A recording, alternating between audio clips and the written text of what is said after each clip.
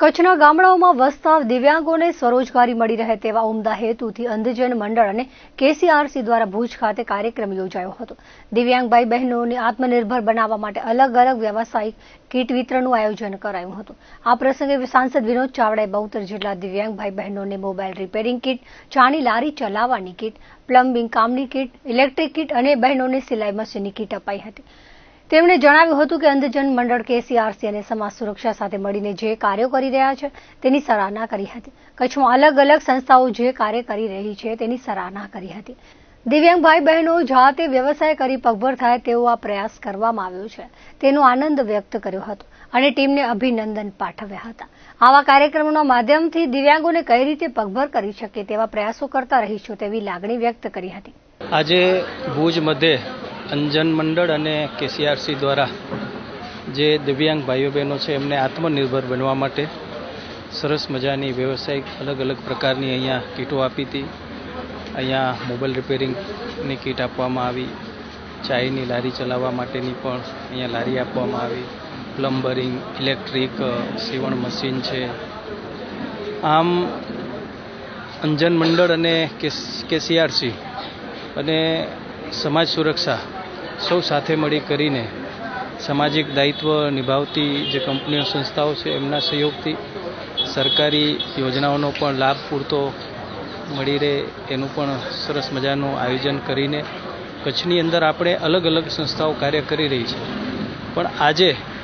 અંજન મંડળના માધ્યમથી 70 જેટલા લોકોને દિવ્યાંગ ભાઈ બહેનોને બોલાવી કરી અને એમને પોતે જાતે એ વ્યવસાય કરી શકે, મહેનત કરી શકે અને જાતે પગભર થઈ શકે એના માટેનો આ પ્રયાસ આજે જે અહીંયા કરવામાં આવ્યો છે ખરેખર આનંદની વાત છે। હું અંજન મંડળ અને કેસીઆરસીને અભિનંદન આપું છું અને સૌ આપણે સાથે મળી કરીને આવા કાર્યક્રમોના માધ્યમથી દિવ્યાંગોને હજી કઈ રીતે આપણે પગભર અને એમને આગળ લાવીએ એવા પ્રયાસો કચ્છની અંદર આપણે કરતા રહીશું। આજે જે આપણે 72 વ્યક્તિઓને જે રોજગારીના વિવિધ સાધનો આપણે આપ્યા છે, જેમાં હાથ લારી છે, સાયકલ રિપેરિંગની કીટ છે, ડેરી કીટ છે, આ બધી જે વિવિધ પ્રકારની આજીવિકાની કીટ છે એ PGIPL Pravin Gulati infrastructure private limited કરીને એક જે કંપની છે જે અંજન મંડળને છેલ્લા 4 વર્ષથી સહયોગ કરે છે આજીવિકાનું સાધનોનું વિતરણ કરવા માટે, એમની મદદથી આજે આપણે કચ્છના 72 જેટલા પરિવારોને આપણે એમાં આવરી લીધા છે અને એવા રોજગારનું સાધન આપ્યું છે કે જેથી એમના કુટુંબની આવક વધે અને વિકલાંગ વ્યક્તિઓનું ઘરમાં સ્વીકાર અને સન્માન વધે એ ઉદ્દેશથી આ કાર્યક્રમની આજે આયોજન કરવામાં આવ્યું છે। આજના દિવસે અંધજન મંડળ અમદાવાદ અને PGIPL જે સંસ્થા છે એના CSR અંતર્ગત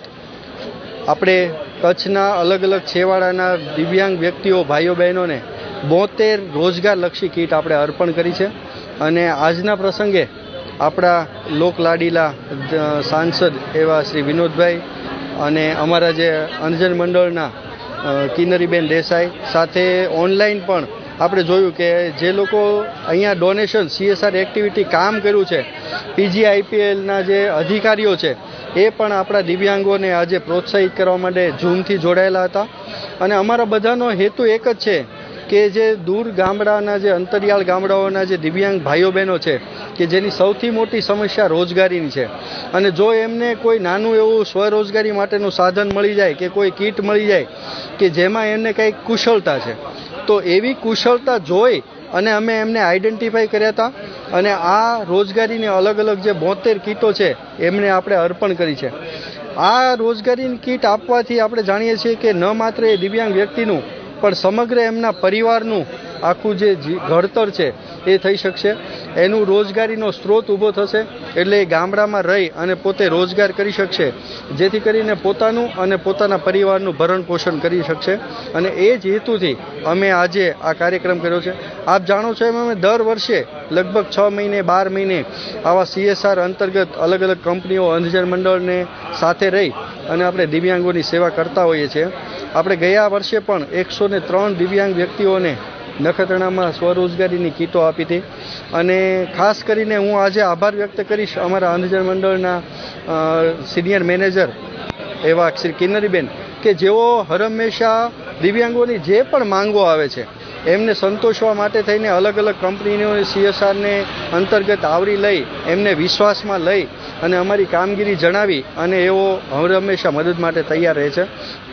સર્વેના ખૂબ ખૂબ આભાર. અને દિવ્યાંગ વ્યક્તિઓ પણ આ કીટ લઈ અને રોજગારી મેળવતા થાય અને એનું જીવન ઘડતર થાય એ